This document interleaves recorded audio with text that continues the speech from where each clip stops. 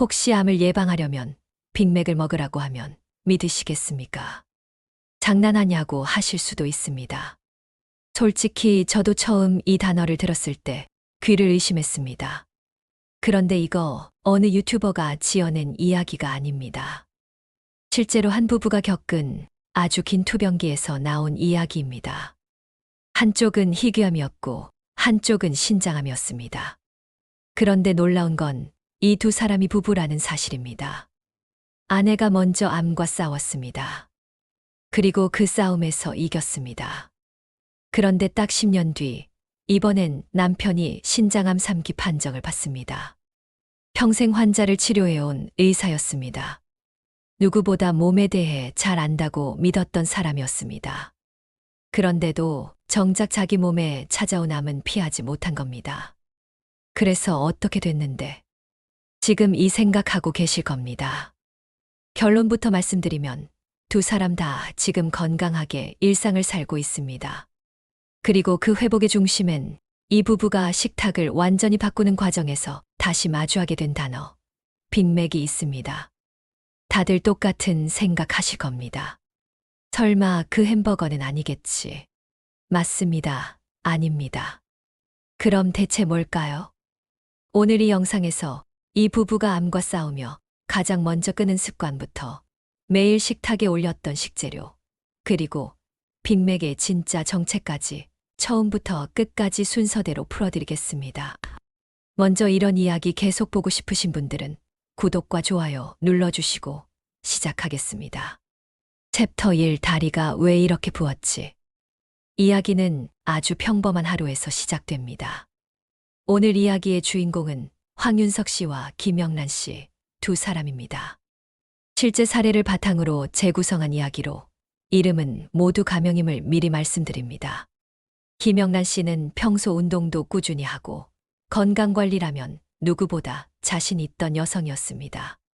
식단도 챙기고 정기검진도 빠뜨리지 않던 사람이었습니다. 그런데 어느 날 한쪽 다리가 이상하게 붓기 시작합니다. 아침에 일어났는데 어제와 다르게 다리가 뻐근하고 무거웠습니다. 오래 앉아 있어서 그런가? 요즘 좀 무리했나? 대부분 이렇게 넘기지 않으셨을까요? 저였어도 그랬을 겁니다. 그런데 며칠이 지나도 붓기는 가라앉지 않았습니다. 오히려 점점 심해졌습니다. 결국 병원을 찾았고 정밀 검사를 받게 됩니다. 그리고 돌아온 결과는 전혀 예상하지 못한 것이었습니다. 흔치 않은 희귀한 암. 더 아이러니한 건 남편 황윤석 씨가 국내 한 대형 병원에서 오랫동안 환자를 봐온 의사였다는 사실입니다. 매일 다른 사람의 병을 진단하고 치료법을 고민하던 사람이었습니다. 그런데 정작 아내에게 찾아온 이 낯선 암 앞에서는 그도 쉽게 답을 내놓지 못했습니다. 의학 서적을 뒤지고 동료 의사들에게 자문을 구하고 밤을 새워가며 자료를 찾아봤을 겁니다.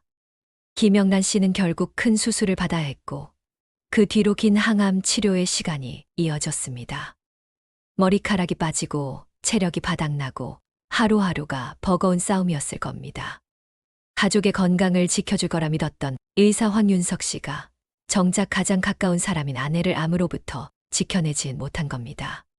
그런데 이 사건이 나중에 이 부부의 삶 전체를 바꿔놓는 첫 번째 전환점이 됩니다. 지금은 상상도 못 하시겠지만요. 챕터 2 요리하는 의사, 맛있는 음식을 버리다. 아내가 투병하는 동안 남편은 병원과 집을 오가며 아내를 돌봤습니다. 그리고 그 시간 동안 자연스럽게 자신이 지금까지 차려온 식탁을 되돌아보게 됩니다. 맛을 살리기 위해 소금과 설탕을 아낌없이 넣고 굽고 튀기는 조리법을 즐겨 썼던 식탁. 가족을 위한다는 마음으로 차렸지만 사실 그 식탁이 정말 건강한 식탁이었는지는 다시 생각해 보지 않았던 겁니다. 그는 이렇게 생각하게 됩니다. 맛있는 음식과 건강한 음식은 반드시 같은 게 아니었구나. 이 깨달음 하나가 부부의 식탁을 완전히 바꿔놓습니다. 그날부터 자극적인 음식은 하나둘 줄여나갔습니다. 대신 제철 채소와 식물성 식품, 지방이 적은 단백질을 중심으로 식단을 다시 짰습니다. 조리법도 달라졌습니다. 굽고 튀기는 대신 찌고 데치고 가능하면 생으로 먹는 방법을 택했습니다. 기름을 적게 쓰고 재료 본연의 맛을 살리는 쪽으로 방향을 바꾼 겁니다. 특히 남편이 눈여겨본 건 멀리서 찾은 특별한 슈퍼푸드가 아니었습니다. 우리 식탁에서 흔히 보던 평범한 채소들이었습니다. 화려하고 비싼 음식이 아니라 평범한 식재료를 어떻게 먹느냐가 더 중요하다는 걸 이 시기에 깨닫게 된 겁니다. 이 생각은 나중에 이 부부의 이야기 전체를 관통하는 핵심 메시지가 됩니다. 챕터 30년 뒤 기적 같은 완치. 그런데 이번엔 남편이었다. 긴 수술과 항암 치료의 시간이 지나갔습니다. 그리고 마침내 아내는 완치 판정을 받습니다. 이쯤에서 마음이 놓이실 겁니다. 다행이다. 잘 끝났구나. 저도 이 이야기를 처음 접했을 때 딱 여기서 안도했습니다. 하지만 이야기는 여기서 끝나지 않습니다. 오히려 여기서부터 아무도 예상하지 못한 반전이 시작됩니다. 아내의 투병을 지켜보며 자신의 건강도 함께 챙기던 남편에게 어느 날 이상 신호가 찾아옵니다. 등 쪽에서 느껴지는 묘한 불편감. 콕 집어 말하기 어려운 애매한 통증이었습니다. 단순한 근육통이나 피로겠거니 넘길 수도 있었습니다. 실제로 많은 사람들이 이런 신호를 그냥 넘기곤 합니다. 하지만 그는 의료인이었습니다. 몸이 보내는 작은 신호도 그냥 지나치지 않는 습관이 몸에 배어 있었습니다. 결국 정밀 검사를 받아갑니다. 그리고 돌아온 결과는 신장암 3기. 이번엔 남편이 환자가 된 겁니다. 아내를 살리기 위해 식탁을 바꿨던 남편이 이제는 자기 자신을 살리기 위해 다시 그 식탁 앞에 앉게 됐습니다. 운명이라고 하기엔 너무 가혹하고 우연이라고 하기엔 너무 공교로운 상황이었습니다. 챕터 4 암 진단 이후 가장 먼저 끄는 것. 신장암 3기 판정을 받은 남편은 자신의 지난 생활 습관을 처음부터 하나씩 되짚어보기 시작합니다. 술자리가 잦았던 시절, 짜고 단 음식을 즐겼던 습관, 늘 부족했던 운동과 수면, 시간, 그리고 쌓여만 갔던 만성적인 스트레스. 여기서 중요한 건 그가 암을 어느 한 가지 음식이나 습관 탓으로 단정하지 않았다는 겁니다. 대신 오랜 시간에 걸쳐 쌓인 생활 습관 전체가 건강에 영향을 줄 수 있다는 방향으로 접근했습니다. 가장 먼저 끄는 건 술이었습니다. 술을 끊자 자연스럽게 술자리도 줄었고 그와 함께 자극적인 안주도 식탁에서 사라졌습니다. 그 다음은 조리법이었습니다. 굽고 튀긴 음식 대신 찌거나 데치거나 생으로 먹는 습관으로 완전히 바꿨습니다. 여기에 하루 20분이라도 몸을 움직이는 습관을 더했습니다. 거창한 운동이 아니었습니다. 식사 후 가벼운 산책, 짧은 스트레칭, 계단 오르기 같은 작은 실천들이었습니다. 수면, 시간도 신경 쓰기 시작했습니다. 늦은 밤까지 일하던 습관을 줄이고 일정한 시간에 잠들려고 노력했습니다. 이 챕터에서 부부가 전하고 싶었던 메시지는 아주 단순합니다. 암 이후에 무슨 특별한 비법을 찾은 게 아니었습니다. 그저 매일 반복하던 나쁜 습관부터 하나씩 끊어나간 것뿐입니다. 가장 어려운 게 가장 기본적인 것이라는 사실을 이 부부는 몸소 보여준 셈입니다. 챕터 5 부부가 매일 식탁에 올린 2가지. 이제 많은 분들이 가장 궁금해하실 이야기로 들어가 보겠습니다. 부부가 건강을 위해 꾸준히 챙겨 먹었던 식재료, 바로 케일과 토마토입니다. 겨우 그거야? 라고 생각하실 수도 있습니다. 저도 처음엔 그랬습니다. 하지만 중요한 건 이 2가지가 만병통치약이라는 게 아닙니다. 케일과 토마토 모두 항산화 성분을 포함하고 있고 다양한 채소를 충분히 섭취하는 건강한 식단의 대표적인 예로 볼 수 있다는 겁니다. 이것만 먹으면 암을 막는다는 식의 이야기가 아니라 골고루 그리고 꾸준히 채소와 식물성 식품을 식탁에 올리는 습관 자체가 핵심이라는 거죠. 구체적으로 이 부부가 어떻게 먹었는지 살펴보겠습니다. 케일은 생으로 먹거나 살짝 데쳐서 쌈으로 활용했습니다. 쌉싸름한 맛이 부담스러우면 다른 채소와 함께 싸 먹는 방식으로 접근했다고 합니다. 토마토는 생으로 먹는 방법뿐 아니라 올리브유와 함께 가볍게 익혀 먹는 방법도 즐겨 사용했습니다. 여기서 흥미로운 지점이 하나 있습니다. 토마토의 대표적인 항산화 성분인 리코펜은 가열하고 지방과 함께 섭취했을 때 체내 이용성이 높아질 수 있다는 점입니다. 그러니까 그냥 날로 먹는 것보다 기름에 살짝 볶거나 익혀 먹는 게 더 도움이 될 수 있다는 거죠. 여러분께 한 가지 여쭤보고 싶습니다. 항암에 도움이 되는 식품은 꼭 비싸고 특별해야 할까요? 이 부부의 답은 의외로 아주 가까운 곳에 있었습니다. 챕터 6 빅맥을 먹어라. 알고 보니 햄버거가 아니었다. 자, 이제 아까부터 계속 궁금하셨을 그 이야기 풀어드리겠습니다. 암 예방을 위해 빅맥을 먹어라. 이 말을 처음 들으면 누구나 유명 패스트푸드 햄버거를 떠올리게 됩니다. 저도 처음엔 설마 진짜 그 햄버거를 말하는 건가 하고 웃었습니다. 하지만 여기서 말하는 빅맥은 우리가 아는 그 햄버거가 전혀 아닙니다. 맥, Microbiota Accessible Carbohydrates. 우리 장 속에 사는 미생물들이 이용할 수 있는 탄수화물이라는 뜻의 개념입니다. 쉽게 말하면 우리 몸이 아니라 장내 미생물들이 먹고 자랄 수 있는 먹이가 되는 성분입니다.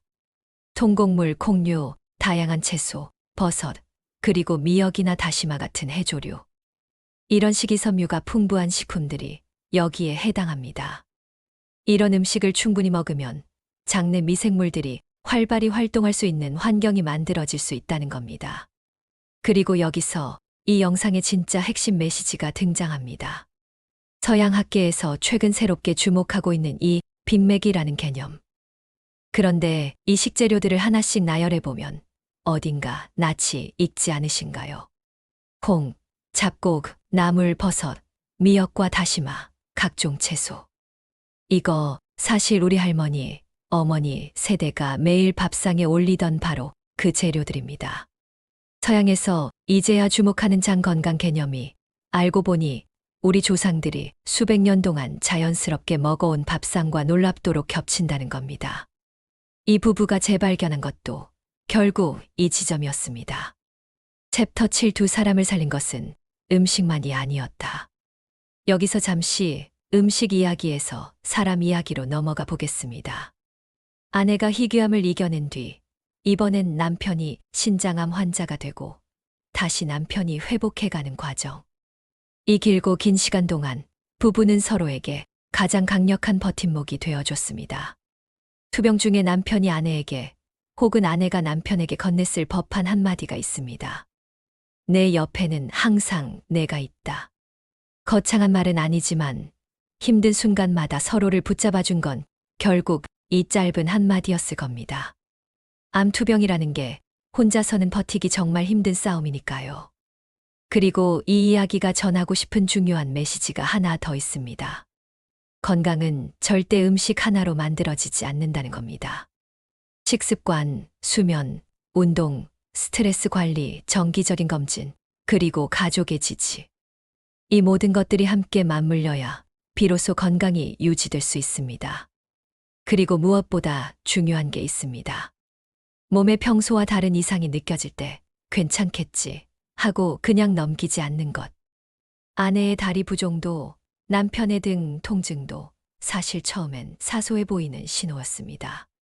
하지만 그 작은 신호를 놓치지 않았기에 두 사람 모두 지금 이 자리에 있을 수 있는 겁니다. 챕터 8 한국인의 평범한 밥상이 가진 뜻밖의 가치. 이제 마지막 이야기입니다. 이 이야기를 그냥 암에 좋은 음식 두 가지로 끝내고 싶지 않습니다. 그러기엔 이 부부가 지나온 시간이 너무 깁니다. 우리 주변을 둘러보면 이미 건강한 식재료가 넘쳐납니다. 콩과 잡곡, 나물과 채소, 버섯, 김과 미역, 그리고 제철 과일까지. 멀리서 찾을 필요도 없이 동네 시장이나 마트에서 늘 마주치던 것들입니다. 중요한 건 특정 음식 하나가 아니라 매일매일 반복되는 식탁의 방향입니다. 오늘 한 끼 잘 먹었다고 끝나는 게 아니라 그 방향을 얼마나 오래 유지하느냐가 핵심이라는 거죠. 아내는 희귀암을 이겨냈고 남편도 신장암 수술 이후 삶의 방식을 완전히 바꿨습니다. 두 사람의 경험이 말해주는 결론은 결국 하나로 모입니다. 건강을 지키는 가장 강력한 변화는 거창한 비법이 아니라 매일 먹는 음식과 매일의 생활 습관에서 시작된다. 여러분께 마지막으로 하나 여쭤보고 싶습니다. 오늘 저녁 식탁엔 무엇을 올리시겠습니까? 한국인의 밥상에 오랫동안 자리해온 이 평범한 식재료들이 사실은 우리가 가진 가장 든든한 건강 자산일지도 모릅니다. 엔딩 멘트. 오늘 이야기 어떠셨나요? 저는 이 부부의 이야기를 준비하면서 결국 특별한 비법보다 매일의 밥상과 매일의 습관이 얼마나 중요한지 다시 한번 느꼈습니다. 거창한 결심보다 오늘 저녁 식탁에 채소 한 접시 더 올리는 작은 실천이 더 힘이 셀지도 모르겠습니다.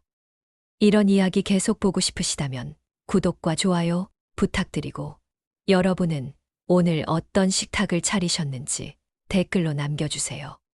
다음 영상에서 또 만나겠습니다.